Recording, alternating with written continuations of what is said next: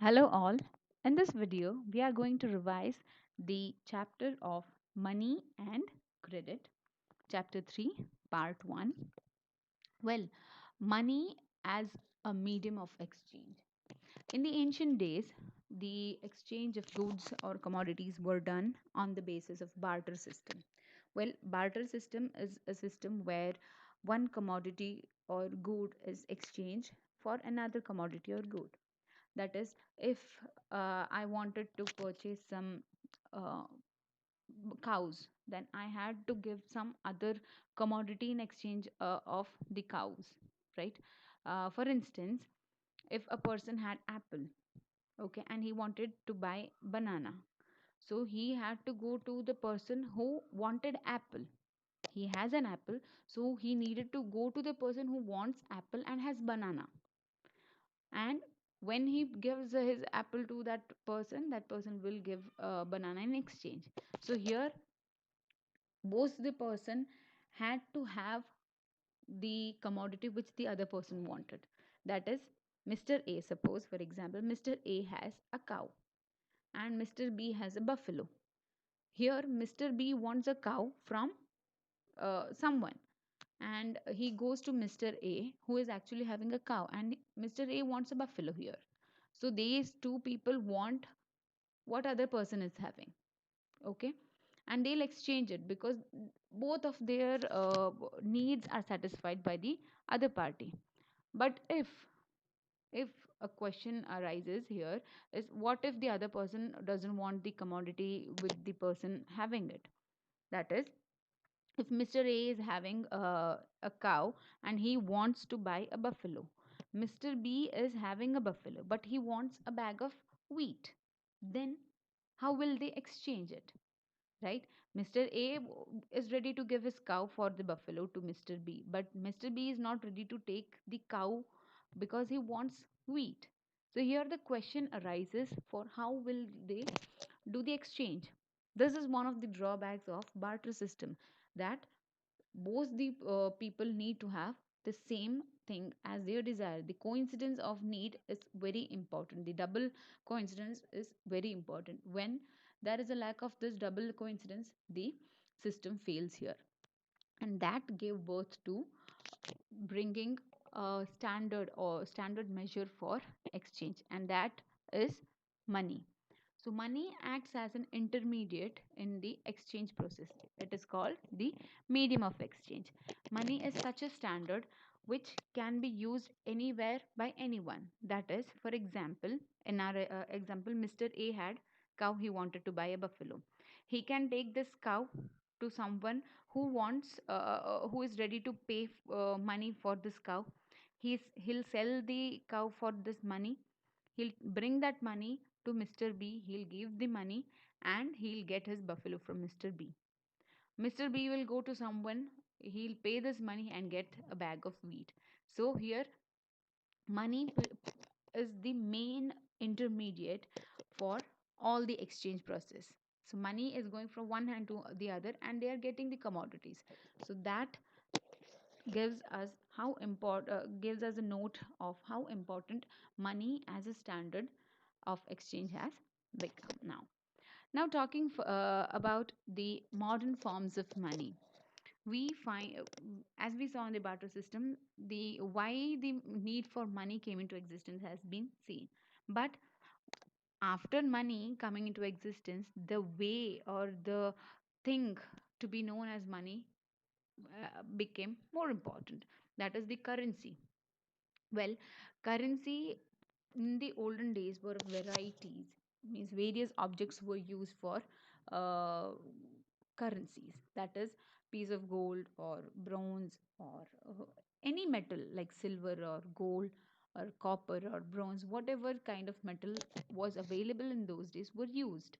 But as time passed and with new inventions, the metals also changed. Damages may be the reason, or because of extra production from some other person, no special institution for producing these kind of metals were there. Because of all these reasons, a standard for the production of these currencies came into existence, and nowadays the central government's authority of Reserve Bank of India is the only legal entity to produce the currency notes and coins in India. And by law, other than RBI, if any one individual or institution, if they produce currency notes or coins, then that is to be considered as illegal and they can be jailed for that purpose also. So, the form of currency, the form of money is one that is of currency with notes and coins, and the other form of money is with the deposits with the bank. Well, deposits with the bank is, we all know what bank is, where we keep our money and from where we can lend money, right? So bank accepts deposits. Whenever we earn some money, we use some part of it for a daily purpose, we use it, and from the remaining amount we keep that money as savings. Where do we keep it? It is very risky to keep it at our house. Theft, robbery. So we keep it in a particular place which is known as banks. Here, when we deposit when we deposit money in the bank, we get interest. That is, the bank pays us interest, and the interest paid by them is the income for us, due to which we as a normal people are encouraged to deposit in the bank, and whenever we need we can take it back from the bank also. So it becomes safe, easy, and earning is also there in the banks, due to which the currency and deposits become two very closely related aspects to the banking system. Now, to pay us interest, right? When we deposit our money in bank, the bank pays us interest, right, for depositing the money in their bank. But where will they pay the interest from, right? If you have deposited, if for example I have deposited rupees 1000 in ABCD bank, then they are giving me suppose 1% of it for depositing. So 1% of 1000 rupees is 10 rupees. And if I get rupees 10, where will the bank give it from? That is a question mark, right? So for that, the bank lends loan, the loan activities of bank. Here, the bank lends money from the money which we deposited. From rupees 1000 which I deposited, the bank will take whatever amount needed by a seeker. The bank will give that amount of money to that seeker of loan, and that person who seeks loan has to pay money for what he has borrowed from. uh, no activity is done for free, right? We buy a thing for after paying money. In the same way, when we take loan from the bank, we have to pay certain amount or certain percentage of amount to the bank for getting that loan, getting that money from the bank.